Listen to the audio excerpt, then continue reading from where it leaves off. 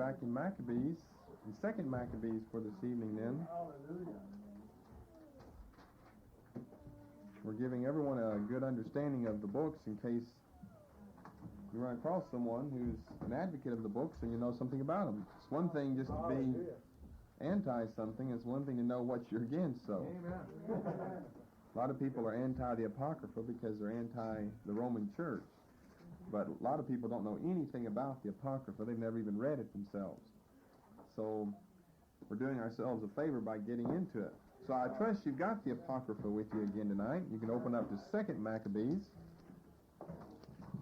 Now, these two books, 1st and 2nd Maccabees, are not related like 1st and 2nd Thessalonians, where you've got two books written to the same people by the same author. They're not related in that manner, but they do cover somewhat similar events in history. But don't think of them as being just a continuation one of the other, like Thessalonians or 1st and 2nd John or 1st and 2nd Peter or something like that. Because they're written by different authors at different times to different people for different purposes. And a lot of the material in one can't be found in the other. Although, as I say, they do in some regards cover similar events. Now, the first book is definitely the more historical of the two. And that doesn't automatically make it more reliable, but it does happen to be more reliable. The second one is more religious. It's important because of its religious contribution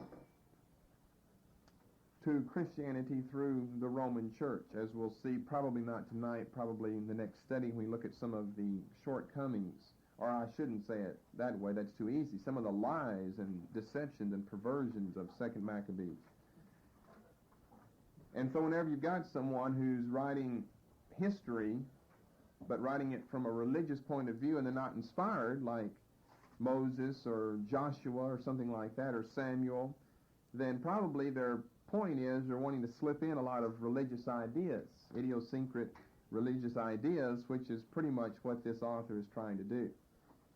Now we said 1st Maccabees covered a period of 40 years. You have to keep the books distinguished in your mind. 1st Maccabees covered a period of 40 years from 175 BC, which is the beginning of the reign of Antiochus IV, to 135, which was the beginning of the reign of John Hyrcanus. You keep that in mind as you compare it and contrast it with 2nd Maccabees.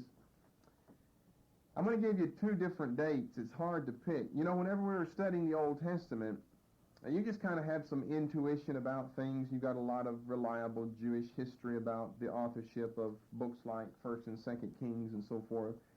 And like we've said before in Canonicity, it's very important to know who wrote the book. You have to find out, was it written by a prophet of the Lord? And something about the circumstances during which the book was written. But it's interesting whenever you come to these false books like the Apocrypha, it's a lot of guesswork. It's a whole lot of guesswork. So, since they aren't inspired and our salvation and our religious instruction and understanding is not dependent upon these books, then I don't think it's any big deal if we miss it by 500 years when the book was written or who wrote the book. It really doesn't make any difference. I'm not saying that as an excuse because we don't know, but we have to be honest that we don't have a lot of reliable Jewish tradition and history about these books because the Jews themselves didn't accept the books, not those who were piously minded. So with all that in mind, 2nd Maccabees covers, according to some scholars, the period from 176 to 161. Now the 161 is definite because this is the last year of Judas Maccabeus, which, as we'll see in 2nd Maccabees chapter 15, is the year that he overcomes the Syrian general Nicanor, which was an important battle. And it was the last year during the life of Judas Maccabeus. 176 would be a year prior to the beginning of the reign of Antiochus IV, or Antiochus Epiphanes, which would put us back during the reign of Seleucus IV, or Seleucus Philopator, and we know that the beginning of the book does, like in chapter 3, I don't know if it mentions the name, it probably does somewhere, We know that it is taking place during the reign of Seleucus IV Philopator, but he began his reign, I think, around 187, and ended his reign 175. So where in that period are we going to put it? Some people put it just 1 year prior to the death of Seleucus IV, or the beginning of the reign of Antiochus IV, which would be 176. We're going to go ahead and put it a little earlier than that and put it around 180 BC. And that's another option that you'll see. This gets us back early enough in the reign of Seleucus IV where we can have this general, Heliodorus, who's the important general in chapter 3. And by the way, we're going to turn over to Daniel somewhere in the message tonight. We'll turn over to Daniel and see where Daniel's got one verse that predicts this whole third chapter here of 2nd Maccabees, which is very interesting. We said that the book of Daniel, the 11th chapter, corresponds minutely with a lot of these details that we find in 1st and 2nd Maccabees, which is important for our point of view of the prophetic revelation that was given to the prophet Daniel, because we're talking about 4 centuries later when all of this is taking place, or many centuries earlier whenever Daniel is receiving all of it. So let's say 180, 2nd Maccabees maybe covers a period from 180, which would be about 5 years before the end of the reign of Seleucus IV. By the way, how many of you have your chart between the Testaments tonight? Some of you, not very many of you. You might want to get that out, and we'll turn to it here in a few moments. You need to keep that with you, your chart between the Testaments, assuming that you've got a copy of that, because it can be very helpful. We'll turn to it now. Those of you that have it, you can look on someone who has a copy maybe. Because it sets it all forth. Otherwise, just in talking about names Seleucus IV and Ptolemy VI and Antiochus IV, becomes rather confusing. You've got yours. You look in the very middle of the chart. You've got you got 3 black lines, solid black lines that are drawn across. You look underneath the second one from the top, a little bit to the right of center, and you see in bold black letters Syria, Seleucids right along there.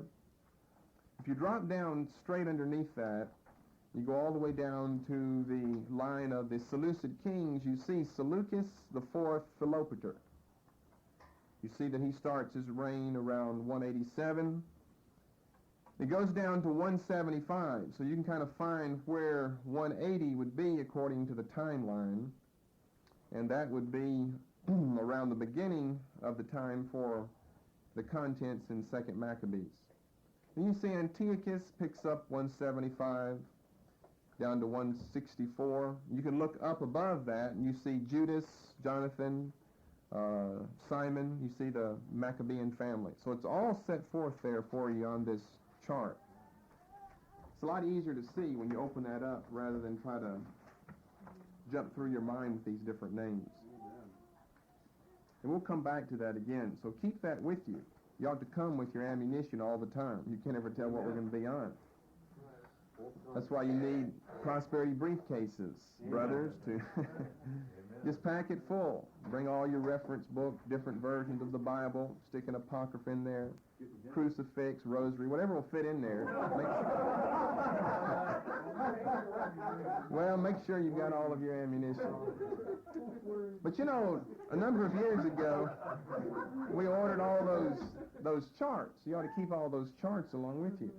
Because even if we're off in some other area, maybe in ethics or something, we might mention something and you can open yours up real quickly and find out in a hurry what we're talking about. So we're going to say around 180 to 161 BC. Now, 1st Maccabees, we said, was entirely composed of battles that were fought between the Jews and the Syrians by the sons of Mattathias. And 2nd Maccabees deals, first of all, with some pre-Maccabean years that take us back before the time of Mattathias. I think we gave you a 6-fold division for 1st Maccabees, where chapter 1 dealt with the Greek foundations for the Greek rule, and then in chapter 2 we're introduced in 1st Maccabees, chapter 2, to the Maccabean family and to Mattathias. And then the other 4 divisions would deal with the 4 sons, Judas, Jonathan, Simon, and John Hyrcanus, which would go straight down in order. we're going to only have a threefold division for the contents, the outline here of 2nd Maccabees, as you'll see when we get there. But anyway, 1st Maccabees is dealing with the reign starting with Mattathias all the way through John Hyrcanus. 2nd Maccabees goes earlier than Mattathias, not giving us the foundation of the Greek rule like the first 9 or so verses of 1st Maccabees 1 did, but of the reign of Seleucus IV. And where it does overlap would only be during the time of Judas Maccabeus. It doesn't go down into the time of Jonathan, Simon, or John Hyrcanus. So it's only going to parallel certain chapters of 2nd Maccabees, as you'll see. Chapters 8 to 15 parallel chapters 3 to 7 of 1st Maccabees. Okay, a purpose for the book of 2nd Maccabees. The purpose, very obviously, of the writer. Now, he doesn't say, this is my purpose. I mean, he tells us what gives him the initiative to write the book. He's going to condense a 5-volume set of one Jason of Cyrene, but that's really not his purpose in doing that. Why did he condense that then? He said, well, people can't read a lot of boring, dry history, and that's true. But he had a more immediate purpose, and that was to relate the Jewish revolt against Hellenization. Now you say, well, that's what 1st Maccabees was about. Well, that's true. But 1st Maccabees was primarily not dealing so much with the philosophical imports of Hellenization, but just with the one-to-one, army-to-army battles, the day-to-day battle system between the Maccabean sons and the various generals that were sent out by Antiochus IV, as well as those that came after him, like Antiochus Eupator. But when we get over here to 2nd Maccabees, we do have battles, but it's not just written as a military history, which is more or less what 1st Maccabees is giving us, and it's important because we don't have that other places. But 2nd Maccabees is not written just to give us a military history, but to relate the Jewish revolt, the revolt against this philosophical intrusion into the Jewish way of life known as Hellenization. That was forced by 2 different groups. In the first place, it was forced by the Seleucid dynasty. And primarily this was done under Epiphanes. And in the second place, and this was already hinted at over in 1st Maccabees, was this group of apostate Jews that lived in the mid-2nd century BC. Now all of this is crucial to understanding the New Testament. It really is. You might not have it all figured out yet. But we've just started the other class in the intertestamental period, and these books of Maccabees are going to tie right into that. They have to. That's what's going on during the period between the Testaments. And to the extent that you have a knowledge of 1st and 2nd Maccabees in this period, will you understand some of these events that we find unfolding in the New Testament. So you might not see yet, but you can take our word that it's important to know some things about these books, and particularly about this period, because of these various things that we've mentioned in the first message in the studies in intertestamental period. Now, 1st Maccabees was written from the point of view of a militant nationalist. He's not so much a piously, religiously minded soul, like the author of 2nd Maccabees, who definitely wrote the book from a religious point of view. 1st Maccabees depicts the cause of Israel's trouble as simply the wickedness of the Gentiles. That the reason that we're having our problem is because everyone's so bad around us. Nobody likes us. That's true, but what caused everyone not to like them, for them not to be in the favor of the various nations of the world around them? Well, for that answer, you have to turn to 2nd Maccabees, and here you see a religiously minded author, because he traces all of Israel's troubles back to Israel's sin. He said the reason that we're having our problems is not just because we're so good and everyone else is so bad, just because the people out there, the other nations in the world, the Gentiles, are so wicked, but because we've been wicked, such as chapter 6, verses 12 to 17. Now, he takes several pauses in his book. We're just going to look at one of them here. But he takes several pauses right in the middle of the book to tell us, now, The reason that we're suffering all these problems, don't think that we're not God's people or that he's cast us off indefinitely or something like that. The reason that we're having all of these problems is because we've sinned against him in the past. And the writer of 1 Maccabees never mentions that one time. Always Israel's troubles are presented in the context of the wickedness of the Gentiles. And that's why we're experiencing all that we're experiencing. Which shows that the fellow over there that wrote 1 Maccabees was not really into religion like this one is. But look at verse 12.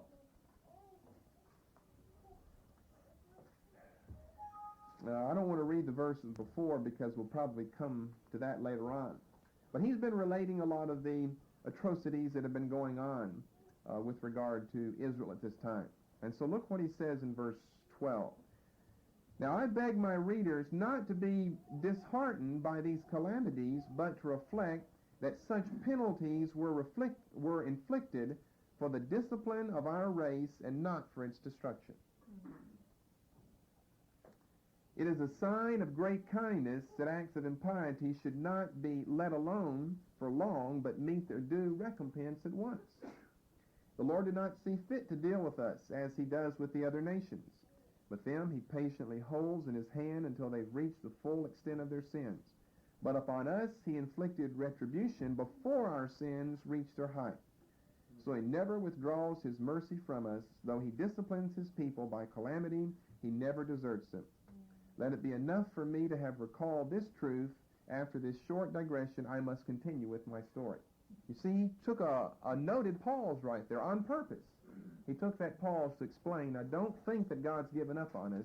It's only because of our sins that he's doing all of this. So the purpose is different in the philosophical base. There's really not one in 1 Maccabees. It's strictly written from the point of a militant nationalist. Someone who's definitely pro-Maccabean family. And no doubt he wasn't a part of the Maccabean family, but he was certainly pro-Maccabees because of all that they had done from Mattathias all the way through John Hyrcanus for the nation of Israel. And this author of 2 Maccabees, he's a little more concerned about the intrusion of the Greek philosophical ideas of Hellenization into the country. And so all of these calamities are kind of related, more or less, to warn the readers of the book that we better free ourselves from Hellenization and get back to living like the Jews were supposed to live, if we ever hope to have the truculence of our overlords lifted from off of our neck. Okay, let's say a few things about the authorship of both of the books. Many try to make one or both of the authors a member of a Jewish sect, most notably either a Pharisee or a Sadducee. And so let's consider that, because that's very enlightening. It's very enlightening when you study the authorship of the book from the point of reference. Could it have been written either by a Sadducee, 1st or 2nd Maccabees, or Pharisee? Now for 1st Maccabees, as we pointed out in the previous message, the author is always using heaven without exception. He always uses the word heaven in place of actually writing down the name of God, which sounds like a Pharisee, because the Pharisees were very, very scrupulous about numerous things, and this is just one indication of a scrupulous individual who wants to make sure that he doesn't do anything wrong, so he goes overboard in another direction. So that sounds like a Pharisee could have written that. But in the 16 chapters of 1 Maccabees, there's not a single reference to spirits or to angels, which was not only a major doctrine of the Pharisees, but a major doctrine of the intertestamental period. That's why a lot of people put the book of Daniel during the Maccabean period. Daniel's book is filled with angels appearing to him all the time, different creatures appearing to him. And we know that there was widespread excitement over the doctrine of angels and spirits during the intertestamental period. And so that's one of many, but one of the underlying causes of the critics putting the book of Daniel during this period, because it deals so much with angels. I mean, you don't find angels in Hosea, not like you find in the book of Daniel. Daniel's just filled. He's talking to angels all the time. We know that there was a revival of interest in the subject of angels and spirits, the other world, during the 2nd century BC, so some critics have thought, why not put the book of Daniel here? But anyway, that's another subject. First Maccabees doesn't contain any references to angels or to spirits. We saw in chapter 2 that the author of First Maccabees didn't hesitate in relating to us the relaxation of the Sabbath commandment by a group of Jews. Once they had found out that the Syrians would attack them on their Sabbath day, since they knew that they wouldn't fight then. Remember that account that we read of those boxed in a cave, and they said, we can't fight on the Sabbath. And the Syrians found out about that, so they said, the day we're going to attack will be on the Sabbath then. They won't fight. Sure enough, they didn't. And so when you go along and you compare that with what we've got over in 2nd Maccabees, you're going to see a noticeable difference. In the second place, or the third place really, he doesn't refer to the resurrection of the dead in places where he could have. Now remember, along with the Sabbath rule, just because they didn't do anything then, remember the whole book turns on the fact that after those few were killed because they didn't relax the Sabbath, then Judas Maccabeus said, we will relax the Sabbath. And the whole book is built on the fact that no longer can the Syrians take them unawares on the Sabbath day because they're always going to be fighting then. So that's what I meant by a relaxation of the Sabbath rule. Now that doesn't sound too much like a Pharisee because he's just too scrupulous. So we're going against the idea that perhaps the Pharisee could have been the author. But if you look over in chapter 2 and verse 51, 1 Maccabees 2:51, doesn't mention the resurrection from the dead when he's got a good opportunity to. Now this was another favorite doctrine of the intertestamental period, was the resurrection of the dead. And the Pharisees did believe in the resurrection of the dead. We're here, I believe this is during the speech of Mattathias, when he's fixing to give us a little rendition of the history of famous leaders of Israel, canonical ones that is, in the past. He said, remember the deeds they did in their generations, and great glory and eternal fame shall be yours. And he goes on relating, did not Abraham prove steadfast under trial and so forth? Well, really back up before that. He says, but now my sons, be zealous for the law and give your lives. There's what I was looking for. Give your lives for the covenant of your fathers. And he could have gone on to say, because you're going to be raised from the dead in the last day anyway. That would have been a good opportunity to say, to encourage them that you're going to be raised from the dead. So why fear dying? Then in chapter 3 and verse 59, another occasion where the resurrection of the dead could have been mentioned but wasn't.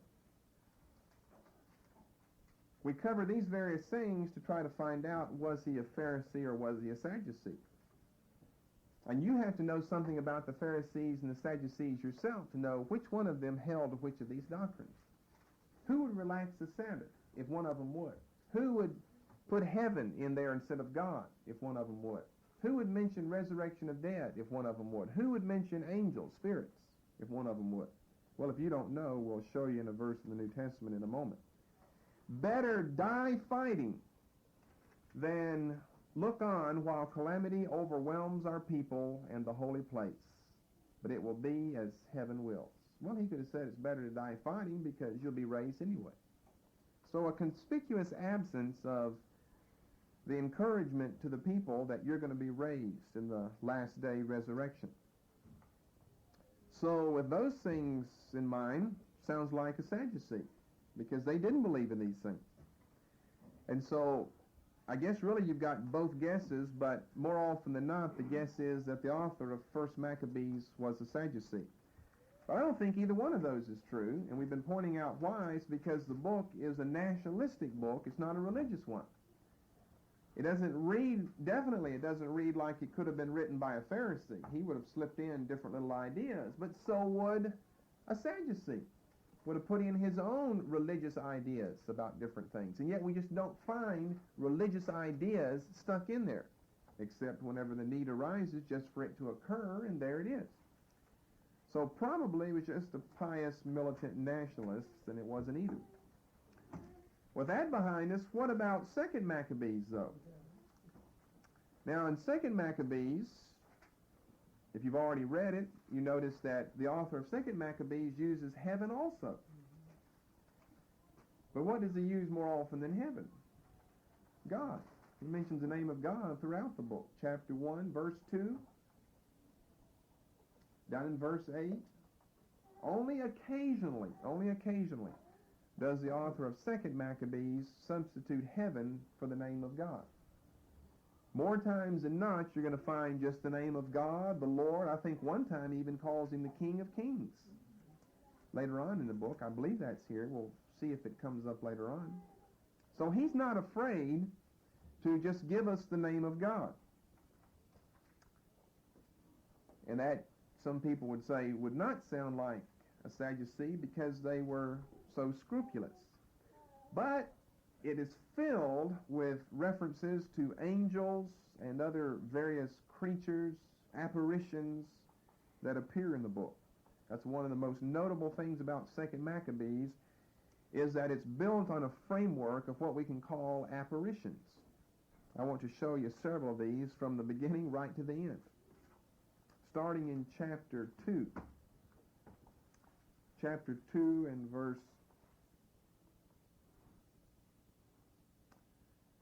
21. It's built on the framework of these apparitions, appearances of various types of beings. Doesn't really come right out and tell us what they are. Sometimes it's horses, sometimes it's young men dressed with certain types of clothes on, but it shows that they believe in the spirit world, that the author believes in the spirit world. Here in chapter 2 and verse 21, describing some of the battles with Antiochus Epiphanes, and it says, the apparitions from heaven which appeared to those who vied with one another in fighting manfully for Judaism. So there's one of the first occurrences of these apparitions that appear. Then in chapter 3, verses 24 through 28, the very moment when he arrived with his bodyguard at the treasury, this is Heliodorus, the ruler of spirits and of all powers produced a mighty apparition. So here that is again. So that all who had had the audacity to accompany Heliodorus were faint with terror, stricken with panic at the power of God. They saw a horse splendidly caparisoned with a rider of terrible aspect. It rushed fiercely at Heliodorus, and rearing up, attacked him with his hooves. This is a horse attacking him. The rider was wearing golden armor.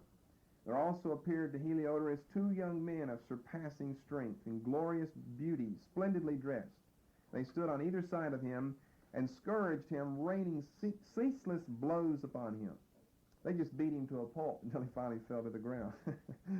Well, that ought to show you something's questionable about the book right away. When angels appear and start having a boxing match with this Syrian general here. They sick a horse on him, is what they do. And the horse revs up with his hooves and beats on him a little himself. Then down in verses 33 and 34, the same young men dressed as before again appeared to Heliodorus. This time he's not in trouble, though. They tell him, you better be grateful for Onias, the high priest. For his sake the Lord has spared your life. You've been scourged by God. Now tell all men of his mighty power. When they had said this, they vanished. These strange spiritual creatures that are appearing. Chapter 5, verses 2 to 4.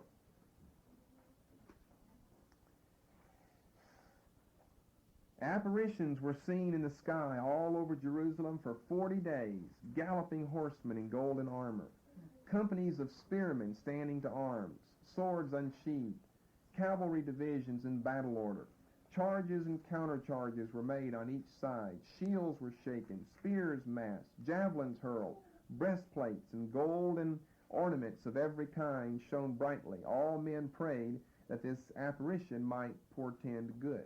And it didn't. You see, this was the Lord, according to the author of the before attack of Antiochus Epiphanes upon the city. This was a display of his anger because of the fighting, the bribery, the rivalry that's going on in the high priesthood. So there you've got forces lined up in the heavens that appear for 40 days, over a month, so that everyone in the city can see what's going on. Then in chapter 10, in verse 29, see, the whole book is just built around these apparitions, just filled with them. As the fighting grew hot, the enemy saw in the sky 5 magnificent figures riding horses with golden bridles, who placed themselves at the head of the Jews, formed a circle round Maccabees, that's Judas, and kept him invulnerable under the protection of their armor. They launched arrows and thunderbolts at the enemy, who confused and blinded, and they broke up in complete disorder. They launched arrows and thunderbolts at the enemy, who confused and blinded, and they broke up in complete disorder. Well, you see, it could read like 2 Kings 6, where you've got Elisha with a heavenly band around him, company of angels around him, but it's really mystical the way these horses are appearing and people are throwing thunderbolts at one another. And then over in chapter 11, verse 8, they were still in the neighborhood of Jerusalem when there appeared at their head a horseman arrayed in white, brandishing his golden weapons. So there's another one appearing. Then in chapter 15, verses 32 through 35. No, chapter 13 and verse 2. That's another text. Chapter 13 and verse 2.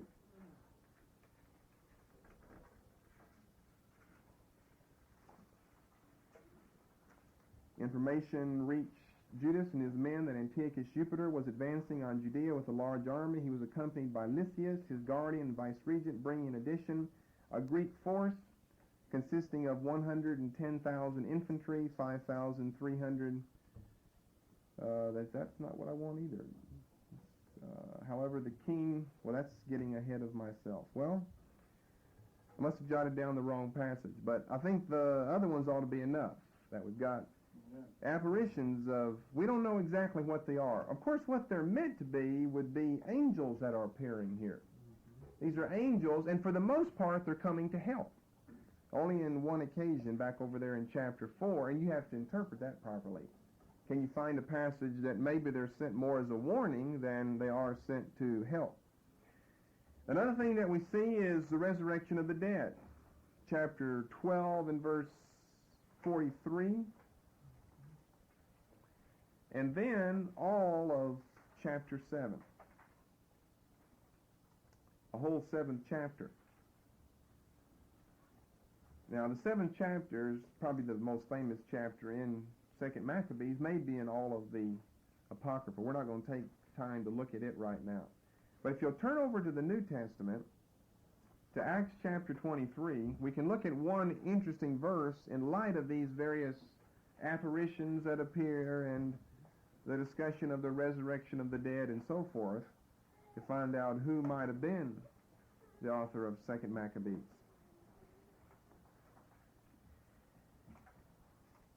In chapter 23 of the book of Acts, Paul's before the Sanhedrin, giving an account of himself and his ministry, and we read in verse 6, he said, "My brothers, I'm a Pharisee born and bred. The true issue of this trial, what it's all about, is not me, it's about the subject of the resurrection of the dead." At these words, the Pharisees and Sadducees fell out among themselves, and the assembly was divided. And look in parentheses in the 8th verse. The Sadducees deny that there is any resurrection or angel or spirit, but the Pharisees accept them. And it wasn't just an accepted item of the Pharisees, it was one of their major doctrines of the Pharisees, that there was going to be a resurrection of the dead, a bodily resurrection, and that angels were real entities that did exist and that did manifest themselves on occasion to men. And so since that's such a prominent doctrine of the Pharisees, probably the author of 2nd Maccabees, if not a Pharisee, had Pharisaic tendencies himself. Now, he places much emphasis upon the Sabbath, but we don't see it relaxed in its observance like we did back there starting in 1st Maccabees chapter 2 and verse 40, where after they had been crushed, they decided we're going to change our rules concerning this particular day of the week. But more than anything else, the subject of the temple is brought up, it's central, it's magnified, it's glorified throughout 2nd Maccabees, which is something that the Pharisees would have done. They were very proud of any type of outward pretentious show that they could have, and the temple was something that was very, very beautiful. Even Jesus' own disciples in Matthew 24 said, look at this beautiful temple, look at the stones. Huge, massive, several-ton stones that had been put together to build the temple. So they knew it was beautiful. It was a beautiful sight to see. The Pharisees were very, very proud of the temple as being the central aspect of Judaism and of the worship of the Jewish people. So back to 2nd Maccabees, chapter 2 and verse 19. Look at a few verses where we see the temple magnified.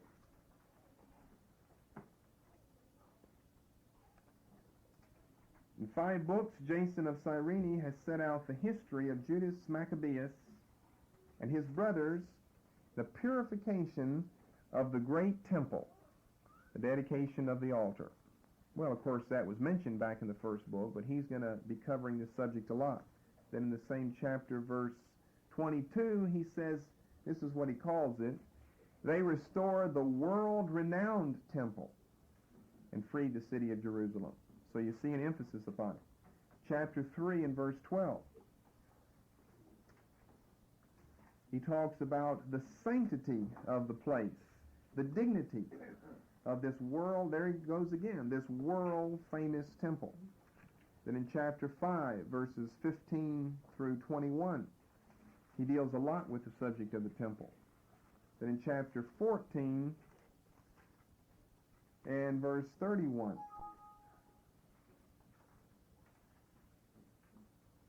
again, you've got Nicanor. We're at the temple. He calls it the great and the holy temple. And over in chapter 15 and verse 18, he calls it the sacred shrine there. So just like the apparition theme, this theme works itself from beginning to the end of the book. So it is a good suggestion that the author was either a Pharisee, or if not that, there's no question about the fact that he had Pharisaic tendencies. Probably he was a Pharisee.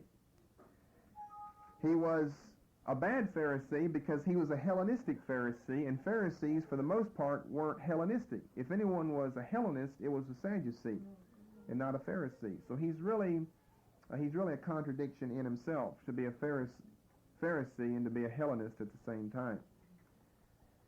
He probably lived in Palestine, because we see that the book opens up with some letters written from the Jews in Palestine to the Jews in Egypt, so he's probably sympathizing with people who aren't in his homeland. And him being a Hellenist would help to explain the romanticized, artificial form of Maccabean history that we find in the book. We do find history of various battles. Like I said, much of the book deals with Judas Maccabeus. But why in such an artificial way?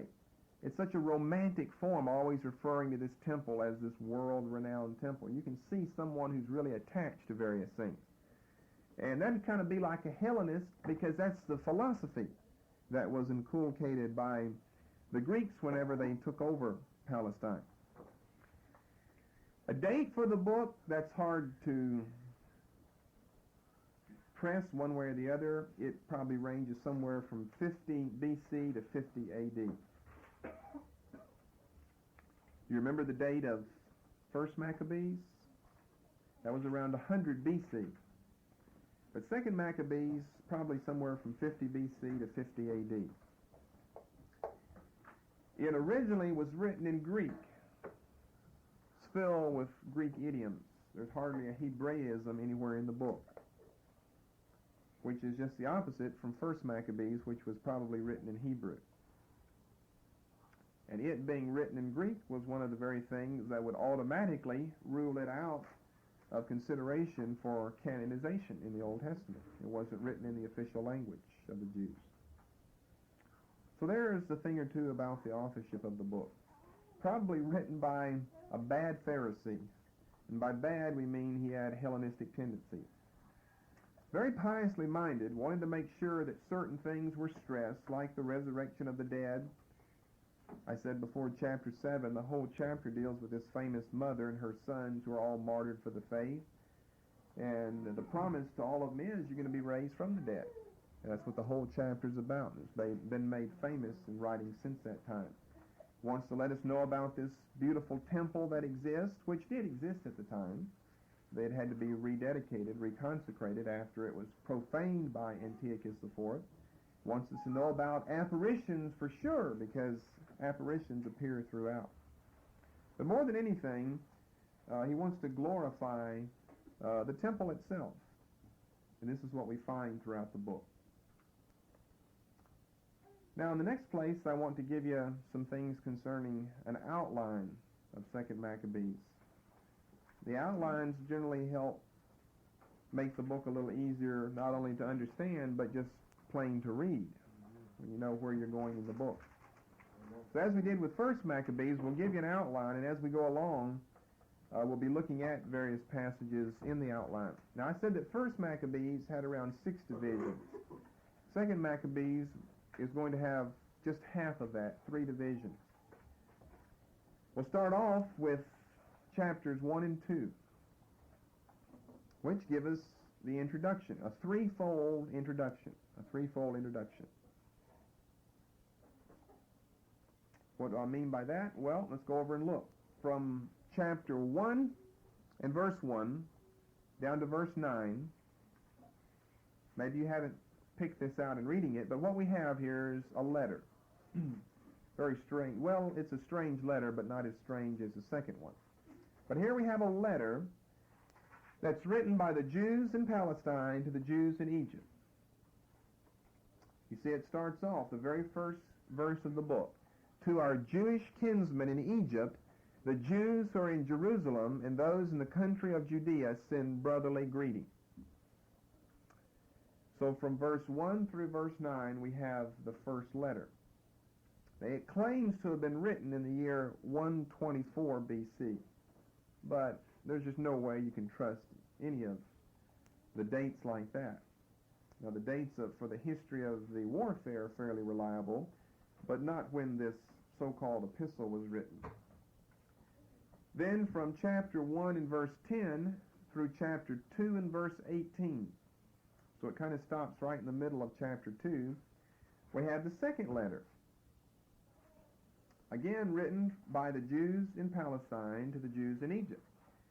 And the purpose of both of these letters was a propagandist purpose, and it was to encourage the Jews in Egypt to remember to keep the feast of the dedication of the temple, 25 Kislev, 165 B.C. That's really what both of the letters are about. For instance, look in the first letter. Now, how many of you knew that's how the book was starting off? With 2 letters. But look in the first letter down around the middle of verse 8. Then we prayed to the Lord and were answered. We offered a sacrifice and fine flour. We lit the lamps and set out the bread of the presence. And now you are to observe the celebration of the Feast of Tabernacles. He doesn't mean the Feast of Tabernacles, because that wasn't in the month of Kislev. It came to be known just by another name. Feast of Dedication was also known as the Feast of Tabernacles. But really they're 2 entirely different feasts, though.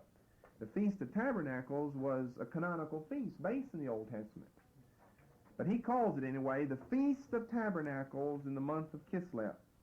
Then you see that little phrase written in the year 188, which would be around 125 or 124 B.C. And that's of dubious quality. And then look over in the second letter, which would be chapter 1, verse 18.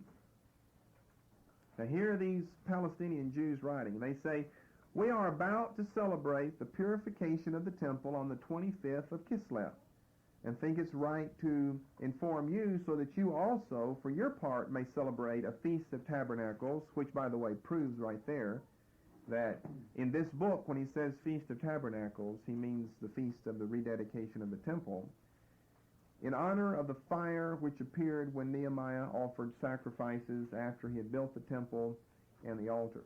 Well, verse 18, we are about to celebrate. He's kind of encouraging the other Jews down there, why don't you do the same thing? Because 25 Kislev is just around the corner, evidently, when this is being written. And so he's trying to encourage the other Jews. Now, you see, we don't know whether a letter was ever really written just from some Jews in Palestine to Jews in Egypt. It's really easy to write the book and write the letters so that they look like they're a part of something that had taken place earlier, and really all they are is a part of the original book that you're writing, just so that whoever reads it, Jews everywhere, would kind of be encouraged more or less indirectly. That's what he's trying to do, is get everyone to center themselves around this festival, because the festival is centered around the temple. Remember, we said the temple is the important thing here in 2 Maccabees. So from 110 through 218, you have the second division here in the first part of chapters 1 and 2. And then finally, in the third place, you've got chapter 219 through 232. This would cover then all of the first two chapters. And here he tells us his reason for writing. His writing, he says, is based upon a 5-volume work that had been done by one Jason, one unknown Jason of Cyrene. Let me just read a few verses, like verse 19. "In 5 books, Jason of Cyrene has set out the history of Judas Maccabeus and his brothers." Verse 23. "These 5 books of Jason I shall try to summarize in a single work. For I was struck by the mass of statistics, the difficulty which the bulk of the material causes to those wishing to grasp the narratives of this history." So he's going to kind of abridge that, give us a reduction of these 5 volumes of this one unknown Jason of Cyrene. Is that true? Probably that is. Probably there was, at one time, a now lost 5-volume work of the Maccabean era by Jason of Cyrene. Why? Because in 2 Maccabees, it appears that we can see where this author of 2 Maccabees is making his break between using Volume 1, Volume 2, Volume 3, Volume 4, and Volume 5 of the work of Jason of Cyrene. And let me point out these verses to you, such as in chapter 3 and verse 40. In other words, if this is a true account, that he's abridging this 5-volume work, then we ought to be able to find 5 awkward transitions from one point in his story to another, which would show he's kind of gone from Volume 1. This would be a transition from Volume 1 of Jason to Volume 2. And this could very well be at this last verse of chapter 3, where he says, "So runs the story of Heliodorus and the preservation of the treasury." That's a good breaking point right there, before he picks up an entirely new story that really doesn't even relate to this Heliodorus story, which is what all of chapter 3 has been about. Then look in chapter 7 and verse 42. Some of them are a little clearer than others. You see, most of these, well, this one, like the first one, is coming right at the end of the chapter. "This, then, must conclude our account of the eating of the entrails and the monstrous outrages that accompanied it." He said, this must conclude our account, kind of like the end of the second book. Now he's going to pick up condensing on the 3rd volume of this Jason of Cyrene, which we see ended in chapter 10, verse 9. "We have already recounted the end of Antiochus called Epiphanes. Now we will describe what happened under that godless man's son, Antiochus Eupator." So another break, a good pause between one story and another. chapter 13 and verse 26. The last phrase, such was the course of the king's offensive and retreat. And again, you can see, since we're at the end of the chapter, he's picking up a new subject in chapter 14. Then finally, in chapter 15 and verse 37. Such then was the fate of Nicanor, and from that time Jerusalem has remained in the possession of the Hebrews. And then with verse 38, he talks about this wine and water subject, which is kind of his own little epilogue to the whole account. So evidently what we read back there in chapter 2 and verse 23 is a true account. That there was at one time, and by the way it's now lost, no one has found it, no one knows anything about it except what we have here in 2nd Maccabees, but probably a very good, a very important work by one Jason of Cyrene that gave us a good historical history account of what's going on in the Maccabean period. So the first point on your outline for the contents of the book would be chapters 1 and 2, an introduction. Okay, in the second place, chapters 3 through 7 give us our pre-Maccabean history. Our pre-Maccabean history. Now, all of chapter 3 is about one general named Heliodorus. His name is spelled for you in verse 8, among other places, who is serving under, that would be Seleucus Philopator, and we're talking about around 180 BC. This is really the beginning of the content of 2nd Maccabees. We said it went from 180 to 161. Covers about a period of 19, 20 years, whereas 1st Maccabees covered a period of 40 years. So it's just half of what 1st Maccabees covered. The high priest during this time is Onias III, who was a good Zadokite high priest in Israel. And let's see where we can pick up. There's just so much to say. I hope you're reading these books, or reading at least after we cover it, because then you can fill in all the details. There's so much to say that I get tired of just going on and on and on about everything in the book, unless you know what I'm talking about. But we have a priest named Onias. We have someone who's been appointed as the administrator of the temple, whose name is Simon. He's not the same Simon as Simon Maccabeus. He's a very wicked man. He causes a lot of problems in Israel. And what Simon does, he goes to the king and tells him that Onias, the high priest, has a treasury in the temple, which is true, that has lots and lots of money in it, too much for the temple in Jerusalem. And he encourages him to go and rob the treasury. And so what Seleucus IV does is that, let's see, the end of verse 7, the king selected Heliodorus, his chief minister, and sent him with orders to remove these treasures. So you see Heliodorus proceeding on his way in verse 8. He comes and demands of the high priest this treasury, and in the 10th verse, the high priest intimated that the deposits were held in trust for widows and orphans, apart from what belonged to Hyrcanus, son of Tobias. This is another individual, a man of very high standing. The matter was being misrepresented by this impious Simon, which is exactly what was taking place. But verse 13, Heliodorus, in virtue of the king's orders, replied that these deposits must, without question, be handed over to the royal treasury. So you see verse 14 all the way down through 20. Everyone's crying out to heaven. There's where heaven is mentioned, like in verse 15 and again in verse 21. You know, praying that God will protect his treasury so that the heathen Syrian don't take it. And this is when we have one of those apparitions. Remember, the horsemen come, they beat him with his hooves, and Heliodorus goes back to the king, says that there's a supernatural power. He says down in verse 38, there's a divine power that surrounds that temple. I'm not going back there. You go yourself if you want to take anything. Now open your Bible to Daniel 11. I want to show you where all this whole chapter was predicted by Daniel 11. It's a remarkable chapter about Heliodorus trying to go and get the temple treasury.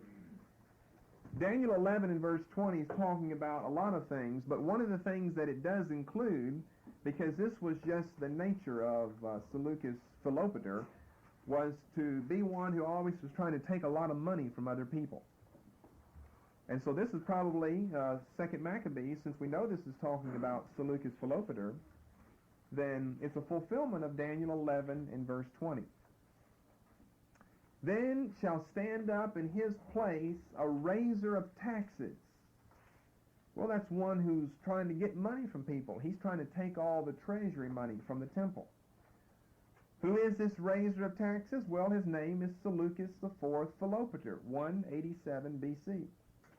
That's when he begins his reign.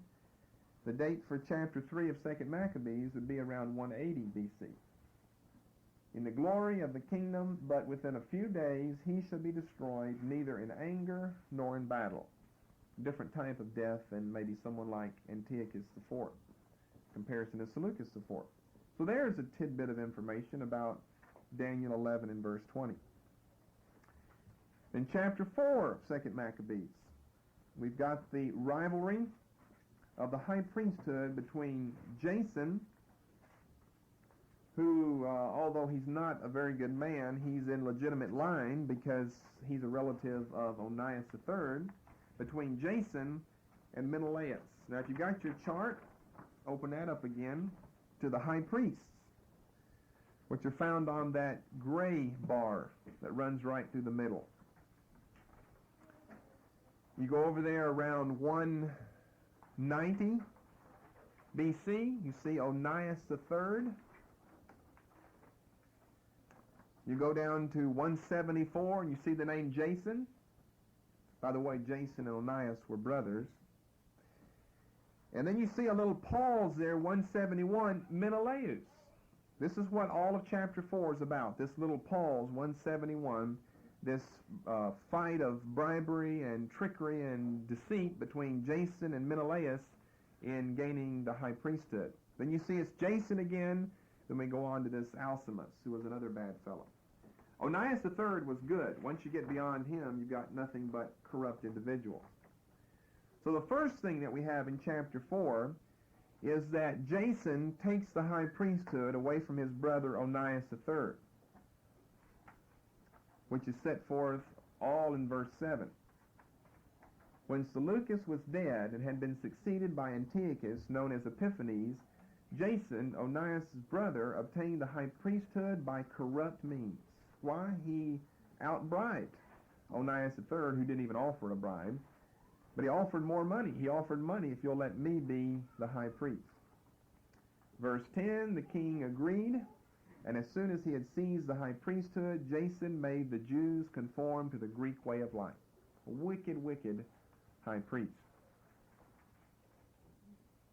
You go down to verse 12. Here again we've got that gymnasium mentioned. He lost no time in establishing a sports stadium. He made the young men assume the Greek athlete's hat, that is, their manner of dress, which was no dress. So Hellenism reached a high point, look at verse 13, with the introduction of foreign customs through the boundless wickedness of that impious Jason, no true high priest. He wasn't true because he didn't obtain it in a correct and right and scriptural manner. But that's not the end. You've got Menelaus here in the same chapter. Look down in verse 23. 3 years later, Jason sent Menelaus, the brother of Simon, and that's that Simon I said who was appointed as the administrator of the temple, to convey money to the king and to carry out his directions about urgent business. But Menelaus established his position with the king. First of all, Jason got in with Antiochus, and now Menelaus is. In verse 24, and he outbid Jason by 300 talents of silver, and so diverted the high priesthood to himself. And so you've got the high priest now being Menelaus for just a short period of time, and not Jason. Okay, then moving along, chapter 5, we have Antiochus entering into Jerusalem because he misinterprets the warfare going on between Jason and Menelaus. Menelaus has the high priesthood, and Jason is trying to get it back and dies trying. And Antiochus misinterprets that to mean that they are revolting against their Syrian overlords. And so what we're going to find here in chapter 5 is that Antiochus is going to march on the city. This is when he takes the city, and this is when we have the beginning of all of the miseries of the Jews. So I think that's a good place to stop, because we got a lot more to say about 2nd Maccabees that we'll pick up with next time then.